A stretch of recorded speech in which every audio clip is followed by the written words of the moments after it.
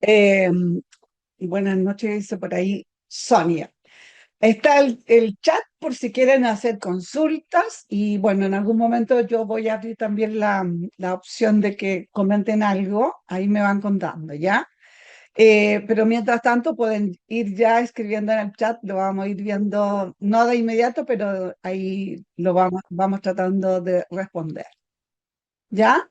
Entonces, la idea es que vamos a analizar el proyecto para que nosotros podamos orientar al cliente, ¿cierto?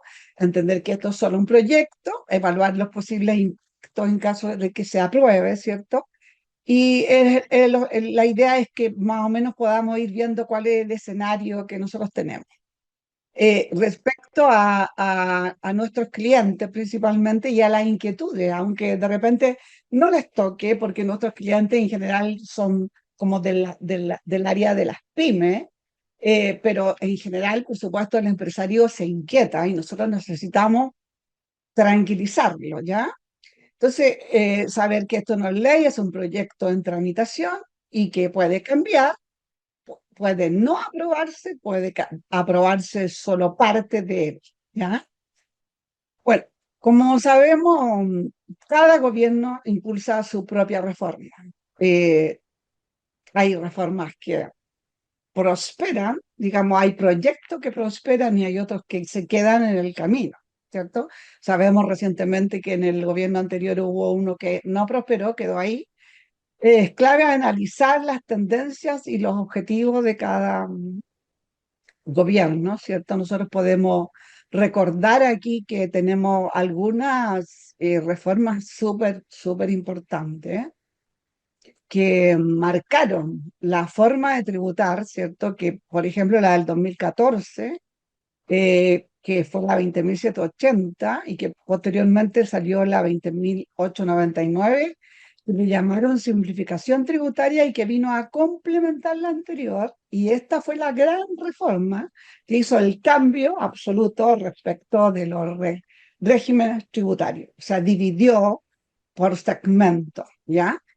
Y posteriormente vino la modernización tributaria, la 21.210 del 2020, que cambió entonces los regímenes ProPymes, separó en dos y dejó el régimen semi-integrado, ¿cierto? Como el régimen del 14A, que entre paréntesis hoy día en esto del proyecto tiene mucha relevancia.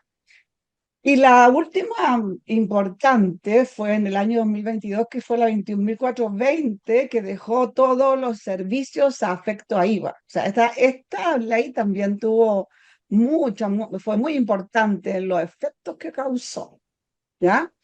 Y bueno, en general es como importante que cuando nosotros esperamos una reforma, podamos ir entendiendo de qué va a tratar y mientras tanto se hacen efectivas, nosotros poder indagar, ¿cierto? Que es súper interesante, sobre los temas en cuestión. O sea, un poco conocer lo que hoy día existe para que podamos entender bien los cambios. Es como importante entender qué es, cómo sucede ahora, ¿ya? Entonces, por eso un poco le comentaba yo esta recopilación de últimas reformas que son interesantes, como más o menos tener idea de qué se trata, ¿ya? Ok, entonces, ¿por qué analizar este proyecto? Les decía yo, permite anticipar posibles cambios tributarios, ¿cierto? Que el cliente, si de repente, no sé, piensa hacer una inversión y nosotros sentimos que le va a influir algún cambio dentro de este proyecto, podamos decirle que espere, que a lo mejor es mucho más sabio posponerlo, facilita preparar a los clientes oportunamente, por lo mismo desde ese punto de vista, y permite tomar decisiones como un enfoque, por supuesto, preventivo, ¿ya? Em, y bueno, a mí me encantaría poder, a través del chat, me dijeran qué cosa les preocupa a ustedes, principalmente, o si le han preguntado a los clientes, o qué es lo que les llama la atención. Sería muy interesante saberlo a través de lo que ustedes han escuchado. Si quieren comentarlo como verbalmente o a través del chat, sería interesante saber qué es lo que les inquieta. Aquí estoy escuchando.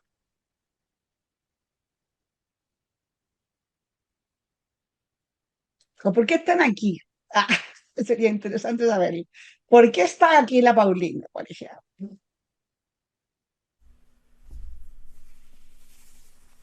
¿Por qué estoy aquí? Porque ustedes mandaron un correo.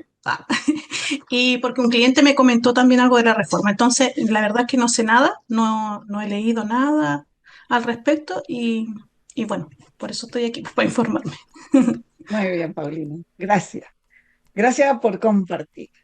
Bueno, la verdad que sí, mientras en general, de hecho, cuando hicimos la invitación, escuchamos y leímos a algunos colegas que decían, oye, pero si esto ya todavía está por verse, no voy a gastar tiempo en enterarme.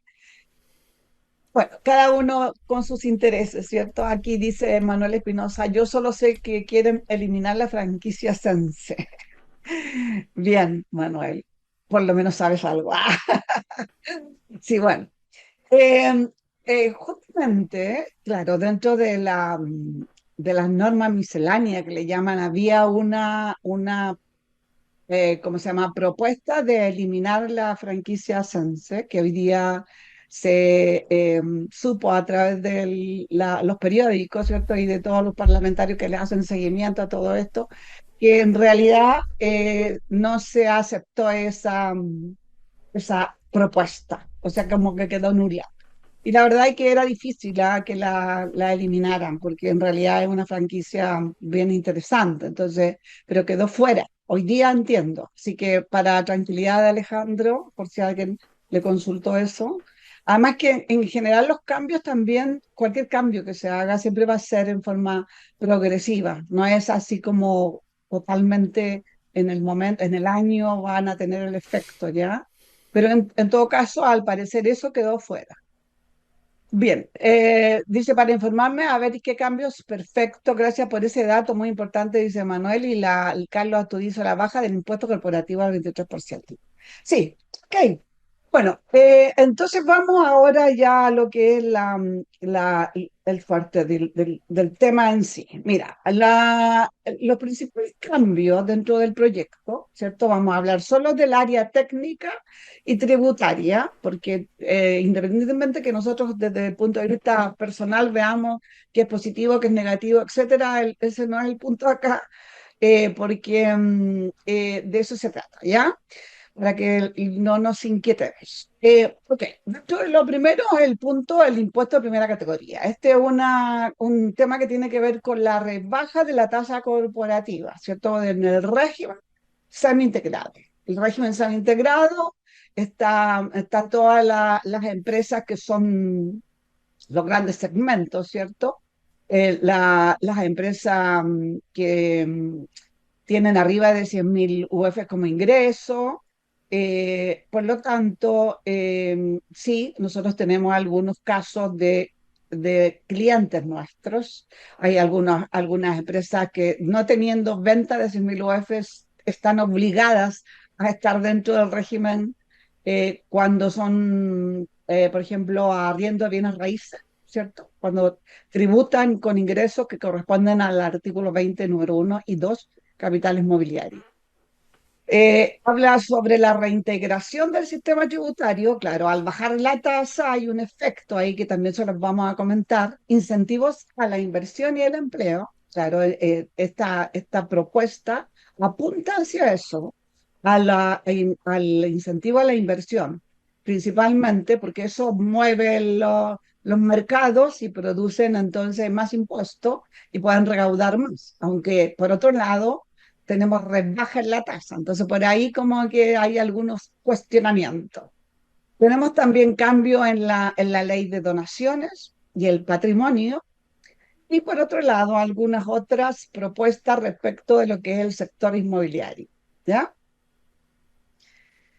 Primeramente, vamos a hablar sobre el impuesto de primera categoría, ¿cierto? Que esta baja de la tasa del 27% al 23%, que es gradual, se aplica en forma gradual en el tiempo y lo que va a crear en el fondo es mayor liquidez, eso es lo que de alguna manera se espera, y que con esa liquidez que se produce puedan generarse más negocios.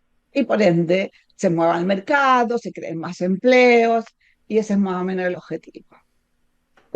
Una medida que impulsa la competitividad, promueve la inversión y fortalece el crecimiento. Y esta tasa se va a ir disminuyendo en la siguiente forma. Año 2025, el 27% que ya pasó, ¿cierto? Que ya terminó. En el año 2026 tenemos el año comercial, estamos hablando acá, 26%. Año comercial 2027 al 25%, el año comercial 2028 al 24%, y posteriormente, como para cerrar, que entre paréntesis cabe señalar que es cuando estaría terminando este gobierno. Entonces, en el cierre termina con la tasa del 23%, que sería entonces en el año tributario 2030, con un 30%. Esa es la propuesta. Y respecto de norma, digamos, que aquí propone el Ejecutivo, y de acuerdo a la noticia que hoy se supo, es que esto también fue aprobado. O sea, lo anterior respecto al CENSE fue rechazado, y esta área de lo que es la tasa corporativa fue aprobada. Ahora, estas son igual especulaciones. ¿Ah? Nosotros, ¿cuánto vamos a entender qué es realmente lo que pasó cuando se publique la ley en el diario oficial? Mientras tanto, todo puede ser, y hoy día, que cualquier cosa que nosotros vemos en redes sociales, noticias oficiales, a veces pueden ser no tan reales, así que es preferible como ver siempre las fuentes, ser cuidadosos en ver cómo lo que vemos, o sea, lo que escuchamos, y luego transmitirlo, o sea, primero asegurarnos bien, ¿ya? Pero como les digo, cualquier cosa que se especule hasta que el proyecto en sí no se vuelva ley, cuando se publique en el diario oficial, entonces ahí ya podemos decir oficialmente que las cosas son como son, ¿ya? Ok, ahora, llama mucho la atención respecto de este tema, de que nosotros el año pasado eh, se publicó una ley, ¿cierto? Que era una ley que venía como a complementar y a ordenar a algunas otras leyes anteriores. Dentro de eso existió un cambio y que hablaba sobre el cambio de la tasa o la permanencia de la tasa de las pymes, que esta es la ley 21.755. Y entonces la quise mostrar acá. Esto no está dentro del proyecto, pero lo que pasa es que este es como una cosa curiosa, por eso la quise mostrar, porque esta tasa, la ley 21.755, que fue del año 2025, dice que la tasa actual es de un 12,5, y ya en el ATE 2030 va a llegar a un 25%. Tiene un 12,5 en el año comercial 25, que es lo que hoy día, recién en esta renta, ¿cierto?, pudimos visualizar. Y después en el año tributario 2027 vamos a tener un 12,5, año tributario 2028 12,5, 2029 15%, y año tributario 2025 un 25%. Entonces, es como un poco divertido, no sé, como curioso que al año AT 2030 en las pymes estén pagando un 25%, y el régimen semi-integrado un 23%. O sea, claramente si esta reforma, o sea, este proyecto llega a puerto, como se dice, termina en ley, esto también va a modificarse, porque lo que pretende el Ejecutivo es volver a lo anterior. Es decir, lo anterior al 31 de diciembre del 2016, ¿cierto? Que fue cuando comenzó todo esto de la ley 20.180, que hizo cambio de régimen.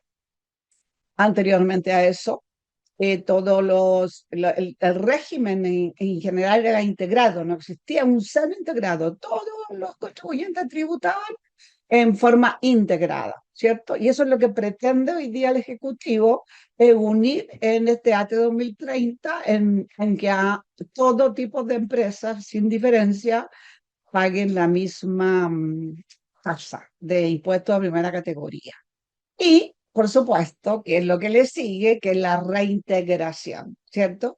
Porque hoy día, como por eso que le llamamos semi-integrado al régimen, ¿cierto? El del 14A, porque hay una restitución de un 35%, lo que significa que hay una semi-integral, o sea, como que hay una parte que están perdiendo este tipo de empresas, ¿cierto? Del régimen 14A, que podrían dejarlo para negocios, para invertir en mercado y etcétera. Entonces, pretenden que se vuelva a lo anterior, donde logren tener una reintegración del 100% y eliminar esto de la restitución del 65, la restitución del 35 y solamente tener un 65%. ¿Ya? ¿Cuál es el objetivo? Mayor liquidez para socios y accionistas y, por supuesto, que eso permita mayor inversión. Eso es lo que se dice. Aquí en esta norma hay mucho cuestionamiento porque se dice que cómo se baja la tasa, ¿cierto? Al segmento más alto, al 1%, dicen algunos. Pero bueno, aquí, como les decía yo, lo que se pretende es el fomento a la creación de negocios, a mejores empleos, a la inversión, ¿ya? Y dentro de eso está, de aquí en adelante, como que todo apunta hacia allá, ¿ya? Bueno, respecto de la reintegración del crédito, también hay una gradualidad. O sea, en el año 2026 sabemos qué es lo que tenemos, que es un 35% de restitución y el crédito efectivo del 65%. En el año 2027 la restitución es del 30%, porque ustedes saben, ¿cierto?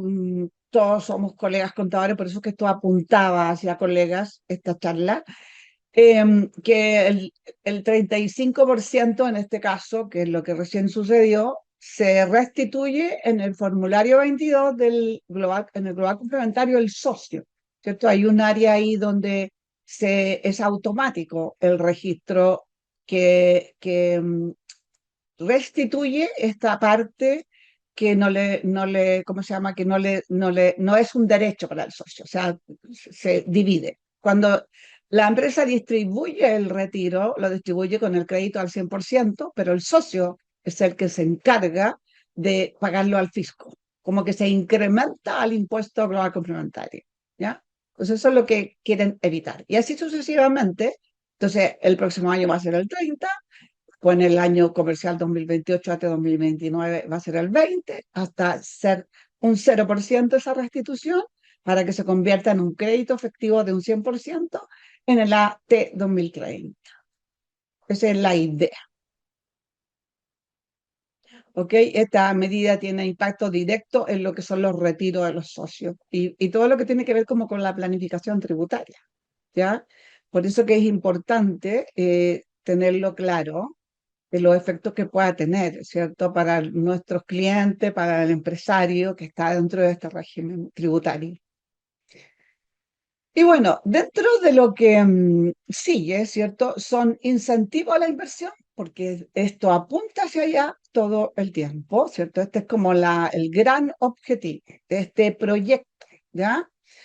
El subsidio, aquí dentro de lo que son los incentivos, hay subsidio al incentivo al empleo, se habla de la invariabilidad tributaria, la repatriación de capitales, ¿cierto? Que regulariza lo activo en el exterior mediante impuesto reducido, el LISFUT, que no sé si ustedes han oído hablar de eso, el impuesto sustitutivo, que es un impuesto único que se paga generalmente dentro de lo que han sido estas últimas leyes que yo le mostré en la lámina anterior.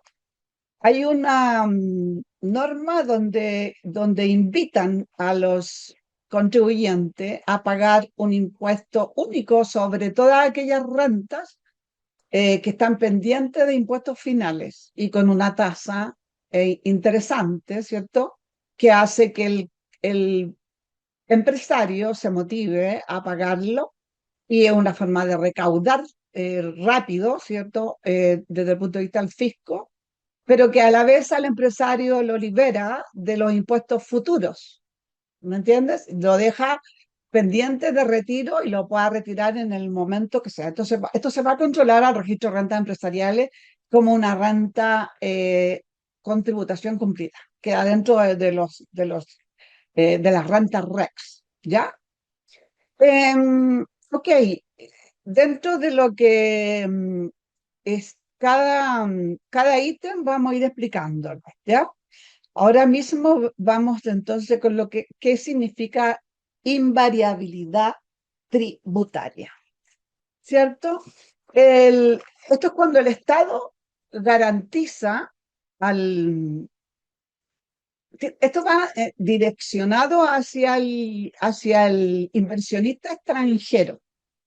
Es decir, que el inversionista extranjero se motive y se sienta invitado, ¿cierto?, a invertir en Chile.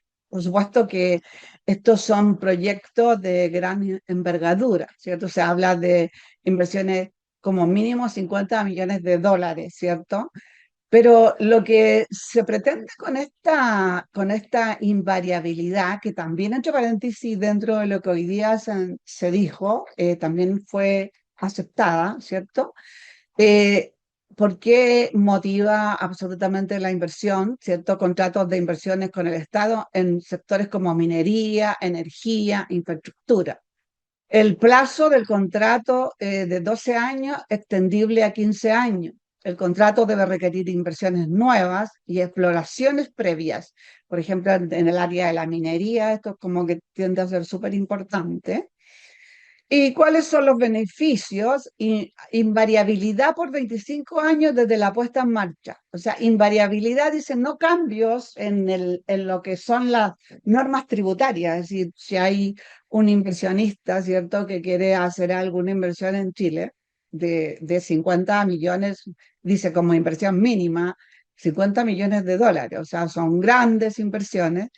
Generalmente se hace un presupuesto, ¿cierto? Dentro de ese presupuesto se mide, se considera la tasa corporativa del impuesto local, ¿cierto? Y donde a partir de todas estas condiciones definen cuál va a ser la rentabilidad del proyecto. Entonces, lo que de alguna manera ellos se van a sentir mucho más invitados si el Estado de Chile le asegura y le garantiza no cambios dentro de un periodo determinado. Ese es como el gran objetivo. ¿Por qué? Porque se necesita inversión, inversionistas extranjeros que traigan capitales a Chile y que muevan el mercado, ¿cierto?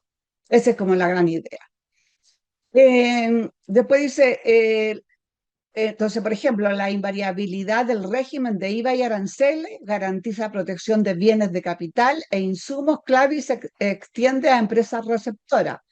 Mantención sin variación de normas legales, administrativas y tributarias aplicables, considerando que ustedes apreciaron ahí en la lámina que al parecer en el último periodo como que tenemos un nuevo gobierno y tenemos una nueva reforma, cosa que no es muy positiva porque los cambios tan rápidos no logran estabilizar al país desde el punto de vista económico.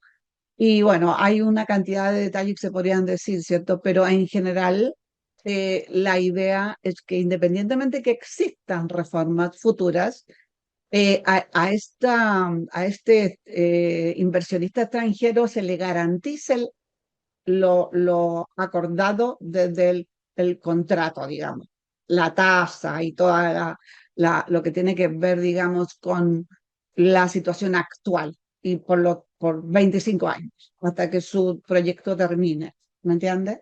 Esa es como la idea. Entonces, estabilidad en contrato respecto de las depreciaciones de activos, tasa efectiva máxima del 35% de tributación, derecho a transferir capital y utilidades al exterior. ¿Y qué otras consideraciones contempla el régimen? Posibilidad de extender el régimen a proyectos conexos. Se aplica a aquellos adicionales o distintos a lo originalmente contemplado. Eh, Incluye otros tributos, regalías y etcétera. Ahí esa es como la idea, invitar, digamos, al inversionista extranjero. Ahora, dentro de este proceso, de esta norma, existía algo similar en el año 1974, el famoso decreto ley 600, no sé si algunos de ustedes lo escuchó alguna vez, y se terminó en el año 2015. Existía esta invariabilidad. Eh, y estaba dirigida justamente a los extranjeros e incluso la inversión mínima era de 50 millones de dólares en el mismo periodo. O sea, como que eso llama la atención porque los 50 millones de dólares de ahora no son los mismos del año 1974. Entonces, sin embargo, acá hay una cosa nueva que también es importante considerar, que toda esta opción también está dirigida al inversionista local, en la medida que cumpla el requisito más importante, que sea esta inversión, esta gran inversión. Digamos, también si esto es de alguna manera aceptado en la propuesta, también se le garantiza toda este escenario, estas normas que van a favorecer su proyecto, ¿cierto? Y van a llegar con la rentabilidad esperada. ¿Vale? Esta es entonces uno de los cambios importantes, de entregar estabilidad y certeza tributaria para incentivar inversiones de largo plazo en sectores estratégicos, energía, ¿cierto? Minería. em, hay varios temas aquí que podrían ser muy interesantes considerarlos, ¿cierto? Y que van a traer beneficios. Los proyectos acogidos podrían mantener determinadas condiciones tributarias por un periodo fijo, ¿cierto? Que era lo que yo le estaba contando. Y el desafío es equilibrar la atracción de inversión privada con la necesidad futura de recaudación y flexibilidad fiscal del Estado. Y por otro lado, nosotros teníamos en realidad con la ley 21.210 en el año 2020, con la 21.420 en el 2022, em, y ahora mismo, sí, esa es la última, la 21.420, siempre estaba esta opción, ¿cierto? Es como el perdonazo a todos los inversionistas que llevaron su patrimonio al extranjero, ¿cierto? O que tienen inversiones en el extranjero y, y que no tributan en Chile. O sea, porque según el artículo 3 de la LIR, ¿cierto? De la Ley de Impuesto a la Renta, los contribuyentes con residencia y domicilio en Chile que tengan inversiones a través del mundo deben tributar por la renta mundial, ¿cierto? Pero no es tan así. O sea, hay muchos inversionistas que tienen grandes patrimonios en el extranjero y no los declaran acá, no lo tributan.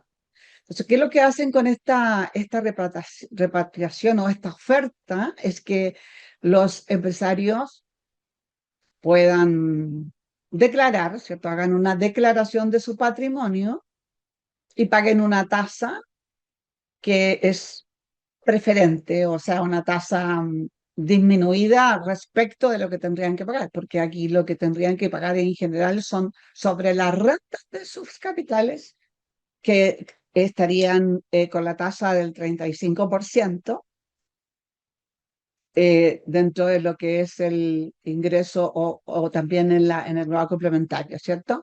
Que es una tasa máxima o 40%. Entonces acá hay una tasa especial que sería el 10%, para efecto, y se le llama como el perdonazo, o sea, es decir, como que todo lo anterior, digamos, se da como por cumplido. No hay deuda y regulan su situación, ¿ya? Pero también existe dentro de esta reparación de capitales, que le llaman amnistía tributaria también, la opción de una tasa de un 7%, pero aquí con algunas condiciones. La idea es que traigan sus capitales, o sea, fuera de declararlo, ¿cierto? Lo traigan a Chile, lo ingresen y ¿cómo se llama? Inviertan en Chile. Y dentro de esta inversión, que esta inversión dure a lo menos 5 años, como mínimo. O sea, puede durar más, por supuesto, y bienvenido sea, pero mínimo 5 años. Tienen que tenerla dentro de la nación, digamos, si pudiéramos verlo así. Y por supuesto, invertirla en fondos mutuos, en el mercado de capitales en general, inversiones, proyectos inmobiliarios, etcétera, que serían controlados, que es una tasa especial, referencial. Entonces, eso es como la idea. Entonces, ¿qué es lo que se persigue? El fomento a la inversión, creación de empleos, nuevos negocios, en general es la idea, ¿ya? Ok, esto es la repatriación de capitales o, ¿cómo se llama esto? Amnistía tributaria. Ok, aquí mm, sigue aquí la lámina que habla sobre entonces este 7%. La tasa reducida exige reinversión efectiva en Chile, eso es lo que le estaba comentando. Los activos deben mantenerse por un periodo mínimo, que son los 5 años. El objetivo es incentivar el capital productivo y no solo regularización. Claro, porque en la primera instancia, cuando pagan el 10%, regularizan la situación. Ahora, ustedes dirán, ¿y qué pasa si no lo declaran? ¿Qué pasa si no hoy día? Lo que pasa es que a través de la tecnología, ¿cierto? Hoy día es posible de que las entidades fiscales de otros países y de todo el mundo, a través de la OCDE, se comunican. Es lo mismo que hacemos nosotros acá internamente en Chile, ¿cierto? Donde el Servicio de Impuestos Internos está conectado a través de declaraciones juradas, con todas las entidades financieras, hoy día con la DT, con las entidades previsionales, ¿cierto? Y donde de alguna manera se cruza toda la información. Entonces, si bien es cierto, se cruza la información local, pero a través de este proceso y de toda este escenario nuevo, ¿cierto? Globalización, etcétera, también hay cruce de información a nivel mundial. Entonces, cuando el Servicio de Impuestos Internos detecta una anomalía, no es tan generoso, ¿cierto? Como cuando el contribuyente eh, se acusa solo, digamos, desde el punto de vista de ahora mismo en esta ocasión, ¿cierto? Que podría regular una situación que viene trayendo errada, si pudiéramos verlo así. Ok, entonces el beneficio es, como le decía yo, del 7% y depende del destino y la permanencia del capital, o sea, ahí tiene que mantenerlo interno.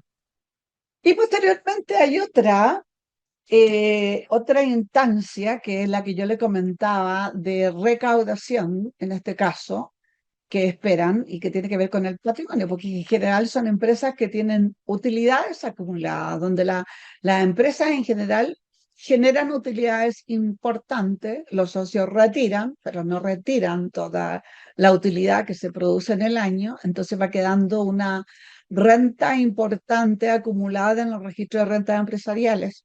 Algunos traen rentas con de las anteriores, como el STUT, por ejemplo, con un crédito asociado, ¿cierto? Porque ustedes acuérdense que el STUT es consecuencia del FUT, ¿cierto? Cuando se produce el cambio en el año 2017 con esta gran reforma, se produce entonces en el registro de renta empresarial un ítem que está como al final, a la derecha al final, que se llama STUT. Y que ese STUT fue quedando, porque los socios empiezan a retirar utilidades que se crean en el periodo, ¿cierto? A veces no todas, se van acumulando. Entonces, en general, ese Stud fue quedando y hay alguna otra renta dentro del registro de rentas empresariales que está todavía con rentas pendientes de tributación. Y por otro lado, también traemos un RAI interesante que viene acompañado de un SAT. Y entonces aquí, ¿qué es lo que dice este sistema? Es que permite pagar un impuesto único sustitutivo que va a sustituir todas las rentas futuras. Es decir, es como si retiraras todo este RAI o esta acumulación de rentas. A esto, así en términos generales, le deducimos el SAT, que es tu crédito a favor, y a esa base imponible le aplicamos una tasa, que en este caso es el 10%, la que ofrecen en esta propuesta, y entonces pagas el impuesto de inmediato. Yo como fisco recaudo, me quedo con las lucas y tú liberas esa renta, las registras en el registro de rentas empresariales como una renta con tributación cumplida. Y la puedes retirar cuando tú quieras. Cuando tengas alguna inversión importante, retiras eso, ya no vas a tener que tributar de nuevo, ¿cierto? Porque ya hiciste uso de este impuesto único sustitutivo. Esa es una norma de recaudación. Ahora, esta norma, como les decía yo, ya se ha repetido varias veces.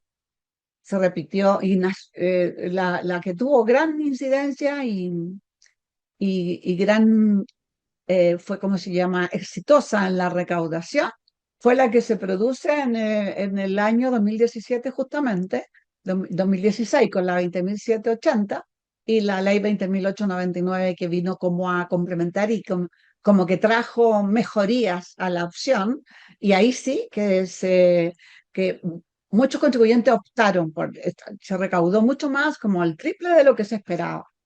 Y después, en el 2021-2010 también, en el año 2020, pero ya no fue con tanto éxito. Entonces, siempre se lo agregan como a todas las grandes reformas. Esta es la mega reforma, entre paréntesis, de que le llaman la mega reforma.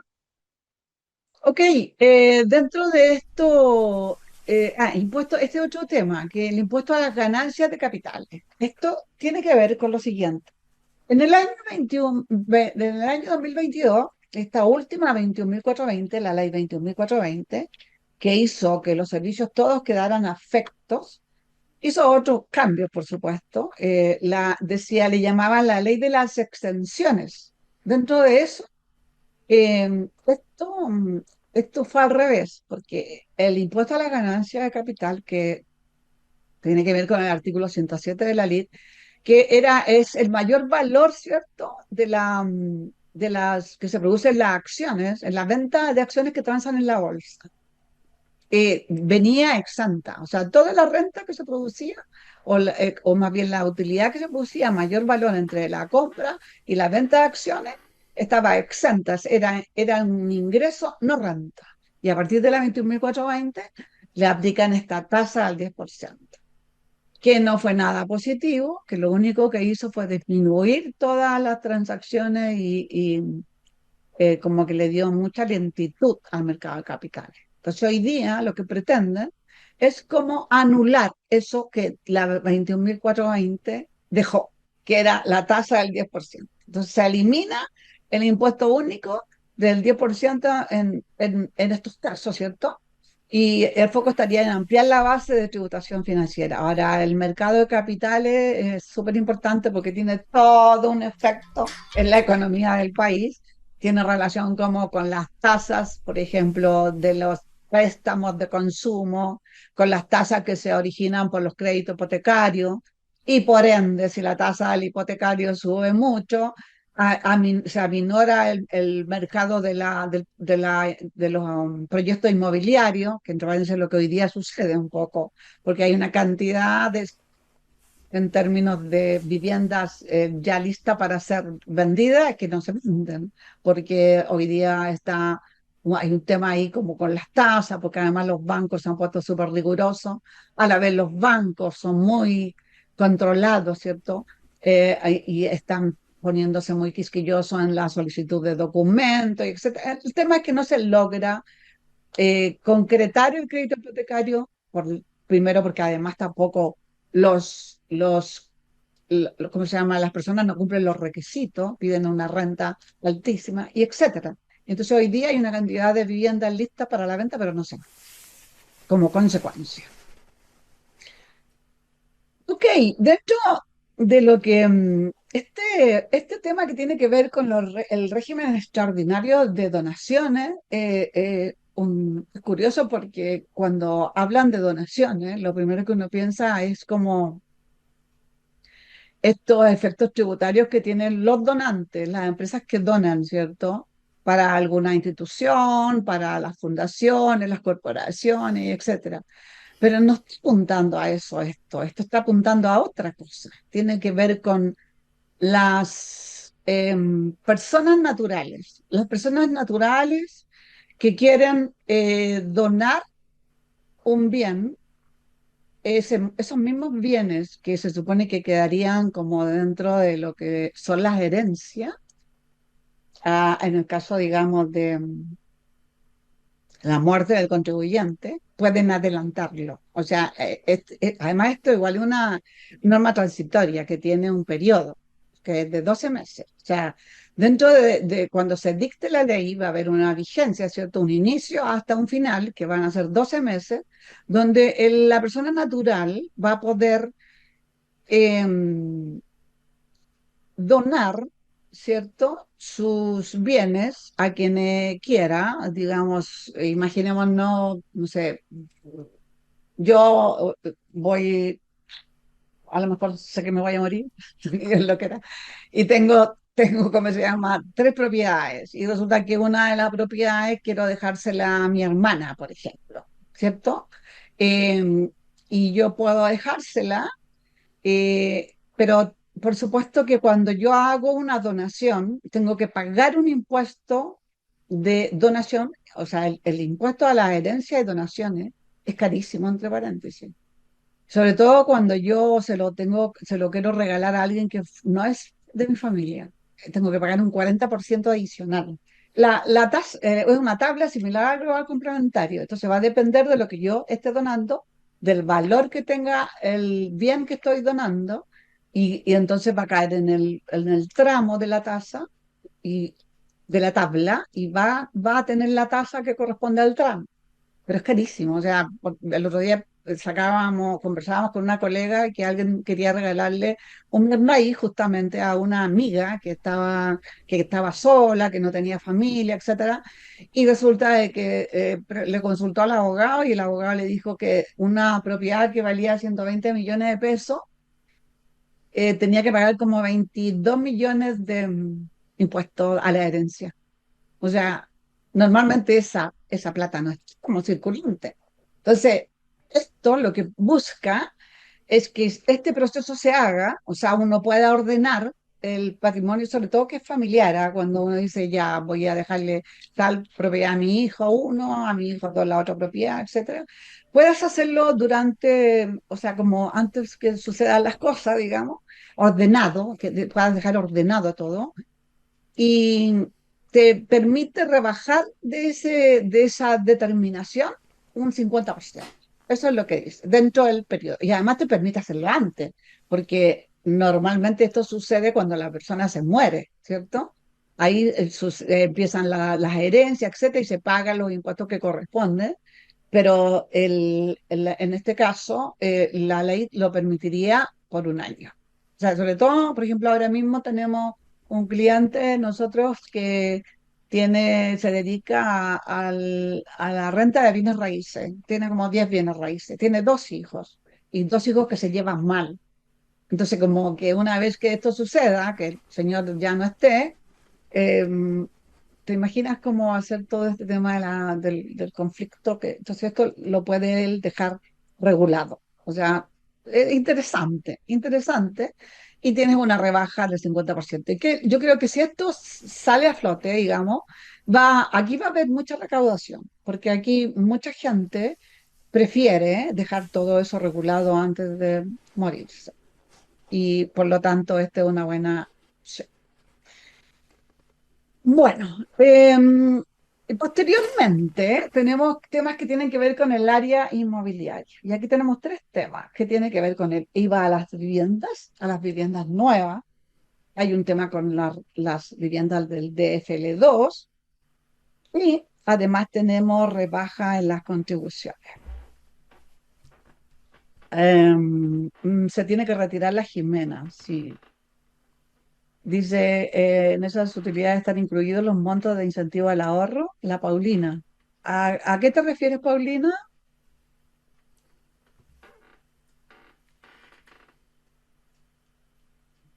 En No. el, ¿cómo se llama? En el tema anterior que estaba hablando de que iban a pagar un impuesto único por las utilidades que estaban acumuladas.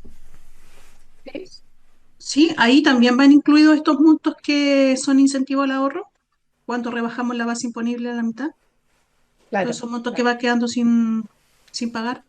Sin SAC, claro. Lo que pasa es que cuando se paga un incentivo al ahorro, o sea, más bien se paga, no se utiliza, un beneficio Ujú, que es como la disminución de la renta imponible, ¿cierto? Rebajar la sí, base imponible en un 50%, queda un 50% de esa base imponible sin impuestos. Y lo que claro, significa que entonces el SAC respecto del RAI va a quedar disminuido. ¿Me entiendes? Se paga sobre el RAI queda con la base imponible real, pero el impuesto que se pagó por esa, queda un 50% sin SAC. Entonces, el SAC queda disminuido. Eso es lo que. Entonces se toma todo el RAI, bueno, porque entre paréntesis, este tipo de impuesto sustitutivo, cuando se opta por pagar, no tienes que pagar sobre todo el RAI. Solo puedes pagarlo por todo, pero también por parte, porque va a depender un poco de la liquidez del empresario, ¿me entiendes? De la cantidad de dinero con el que cuente, etcétera. Así que bien, bien, me retiro, dice Carlos Tulli, está todo muy claro, Pati. Bueno, bueno, ok. Acá viene un tema que tiene que ver con el sector inmobiliario. Chiquillo, antes de eso les quería contar para las personas que no forman parte de nuestra comunidad, de qué se trata nuestra comunidad FCM Tax, para luego contarle todo este tema de lo que viene en el sector inmobiliario. Somos una comunidad, ¿cierto? Una red de profesionales, contadores y asesores tributarios, nos apoyamos todos. Es una red de contadores que se apoyan y comparten y crecen juntos. Tenemos una asesoría de lunes a viernes donde hay un grupo de WhatsApp que se abre a las 9 de la mañana y se cierra a las 17 horas. Todas las preguntas se responden y todas las preguntas son válidas, que esa es la otra parte. De repente uno está en un WhatsApp y no quiere hacer la pregunta porque te da como vergüenza, porque parece muy básica. Acá no sucede eso. Todas las preguntas son válidas. Hay un acceso a la videoteca todo el tiempo, a las 24 horas del día, donde hay capacitaciones acumuladas desde el año 2024. Hay capacitaciones gratis, dos mensuales, ¿cierto? Todo esto, compartimos experiencia, apoyo real. Hay una comunidad profesional y humana, que eso es la súper importante, es un tema importantísimo, y creamos lazos y confianza y crecimiento, o sea, donde nos saludamos para los cumpleaños, de repente echamos la talla para que no se haga tan difícil, sobre todo en este periodo de operación renta, cuando vivimos súper estresados, nos acompañamos y en general hay un ambiente muy cálido y respetuoso. Así que están todos invitados y por supuesto esto se financia con una membresía que se paga por 23.800 mensuales y donde tienen derecho a todo eso que le estoy planteando. Así que si alguien se siente interesado en participar e incorporarse, queda cordialmente invitado. ¿Vale? Bueno. Vamos a hablar entonces sobre lo que tiene que ver con el IVA a la venta, a los bienes raíces. O sea, aquí, por ejemplo, nosotros podemos tener como contadores clientes que se dedican a la venta de bienes raíces y que a lo mejor están esperando todo esto porque, por supuesto, que les va a repercutir. Hay otros contribuyentes o llamémosle ciudadanos que pretenden comprar una vivienda, tienen proyectos, porque estos son proyectos que no se piensan de un día para otro, hay una preparación, están posponiendo esa compra pensando que su bien raíz le va a costar un 19% más barato. Cosa que es un poquito equivocada, porque entre paréntesis, cuando uno compra un bien raíz hay una proporción que corresponde al terreno y otra proporción que corresponde a la edificación. Y lo que sí está afecto al IVA es la edificación y no el terreno. Por lo tanto, no es un 19%, ¿ya? Bueno, es un beneficio tributario relevante para las viviendas nuevas. O sea, se trata solo de viviendas nuevas. Menor carga de IVA para los compradores, incentivos directos a la primera venta, o sea, tiene que ser la primera venta, no sirve para las viviendas usadas. Se apoya al sector de la construcción inmobiliaria que hoy día está decaído, ¿cierto? Posibilidad de recuperar el IVA pagado, mantención del crédito fiscal para el vendedor. Aquí hay un tema que igual, sobre todo cuando nosotros somos como los asesores de las empresas que se dedican a esto, porque traen crédito fiscal, ¿cierto? Para poder edificar y hacer todo este proceso tuvieron que invertir y traen un tremendo crédito fiscal y hoy día ¿por qué? Porque iban a vender con IVA. Pero resulta que ahora si esto se sale a flote, digamos, se convierte en ley, van a traer un crédito fiscal que no van a poder usar porque no van a vender con IVA. Y entonces ahí hay todo un tema de nuestra asesoría que es bien difícil, digamos, así como imaginarse. Pero hay las circulares, las resoluciones y los oficios del Servicio de Impuestos Internos nos van a ayudar en caso que nos toquen. Mejora el flujo financiero. Esto también, entre paréntesis, es por 12 meses. No dura más que un año.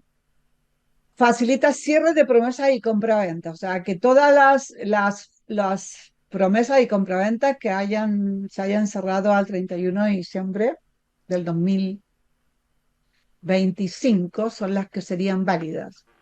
Y por supuesto que porque aquí el objetivo, el gran objetivo es mover el mercado en cuestión, inmobiliario, ¿cierto? Pero solo con lo que existe, o sea, como stock. Porque por supuesto que los proyectos nuevos aquí no alcanzan, porque en general los proyectos inmobiliarios son largos, ¿cierto? O sea, son procesos. Entonces aquí lo que apunta, como tiene solamente una duración de 12 meses, a que se trate las viviendas que hoy día existen y que están listas para la venta. ¿Ya? Ese es el gran objetivo. Respecto de los bienes raíces, eh, respecto de lo que es el IVA en general, entonces la exención es temporal, como yo decía. Permítanme un segundito, chicos, que voy a tomar.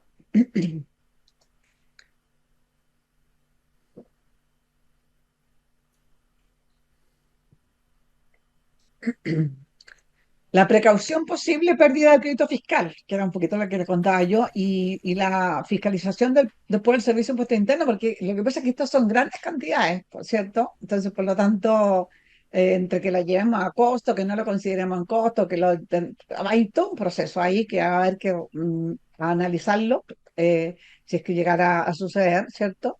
El Servicio de Impuesto Interno va a poner especial cuidado revisar escrituras y promesas, etcétera. Eso es lo que habría que hacer en el caso de que tengamos clientes que estén moviéndose en este mercado o que además tengamos familiares que pretendan comprar su vivienda. Y luego tenemos dentro de este mismo ámbito el régimen especial del DFL2. Aquí hay unos cambios. Sabemos hoy día que el- los bienes raíces, cuando somos dueños de bienes raíces, ¿cierto? Y son DFL2, los primeros dos, eh, si tenemos ingresos sobre estos dos primeros, ¿cierto? No constituyen renta, son ingresos no renta. Pero si tenemos un tercer bien raíz por el cual recibimos arriendo, ese sí tributa, ¿ya? Eso dice, y entonces podemos tener 10 y van a tributar entonces 8 y los primeros dos, que son los más antiguos, no tributan, ¿ya? Eso es lo que hoy día existe. Esto quedó entonces que sugieren modificación en este proyecto Respecto a la tercera vivienda igualmente, pero en vez de que se pague por el total, se aplica una tasa especial de un 5%. Es un impuesto también así como único sustitutivo.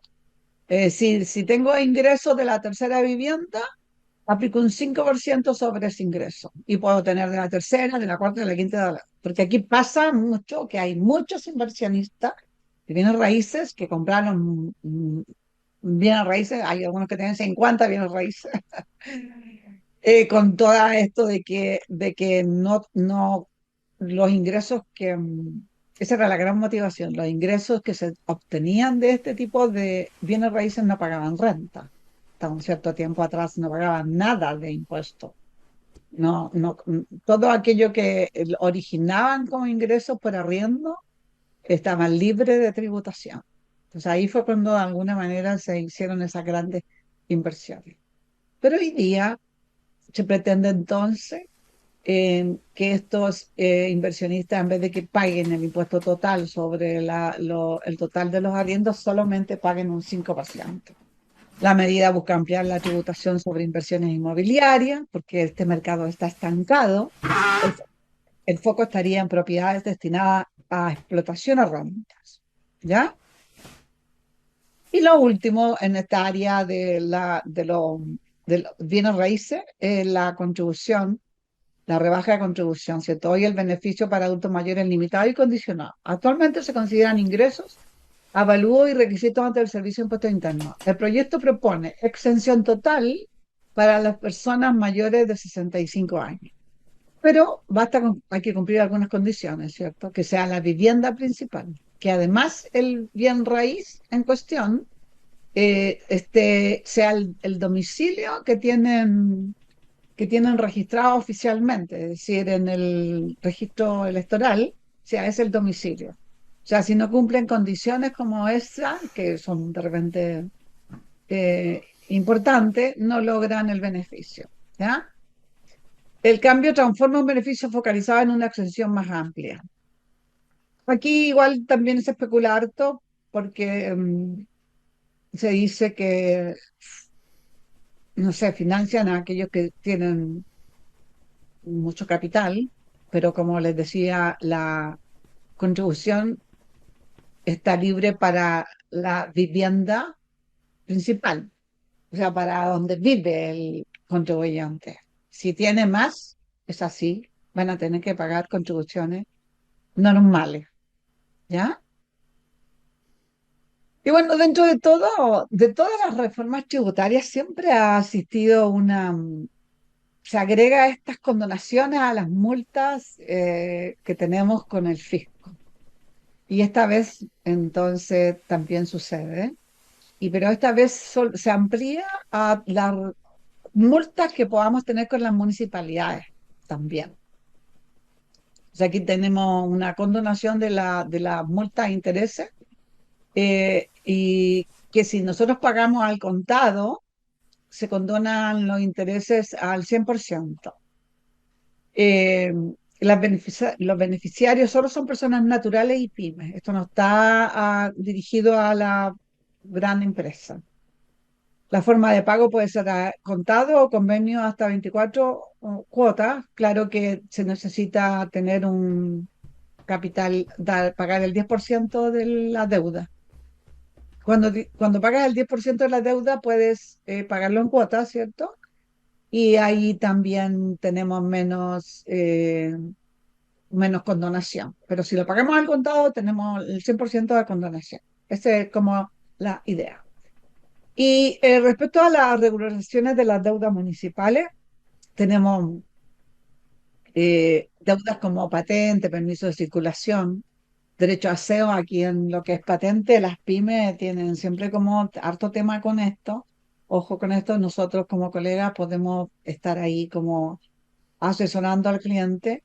Si nosotros pagamos al contado, se condona totalmente el 100% de las multas. Y mira, dice permiso de circulación también. Tenemos vehículos en la empresa, ¿cierto? Y podemos eh, pagarlo de una y nos evitamos todos estos intereses. Bueno, facilidades, solicitud municipal, pago hasta 12 cuotas y el pago aseo hasta 36 meses.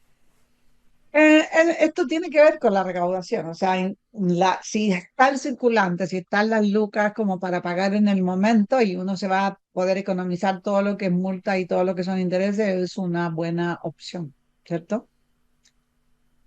Bueno, las reflexiones finales como contadores, ¿cierto? El proyecto aún puede cambiar, sabemos, tenemos que estar atentos a través de nuestra comunidad. Vamos nosotros informando cada vez que tengamos cambios, ¿cierto?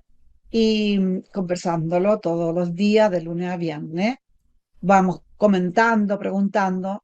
Nuestro trabajo no es alarmar, sino interpretar técnicamente los escenarios. Eso es lo que pretendemos con esta charla.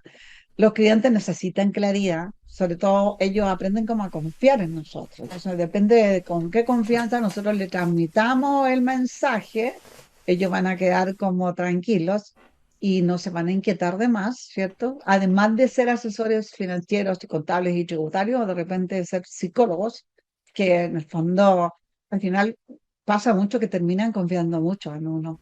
Entonces, que lo que digamos es absolutamente válido. Entonces, por eso es importante que lo que digamos sea certero, ¿cierto?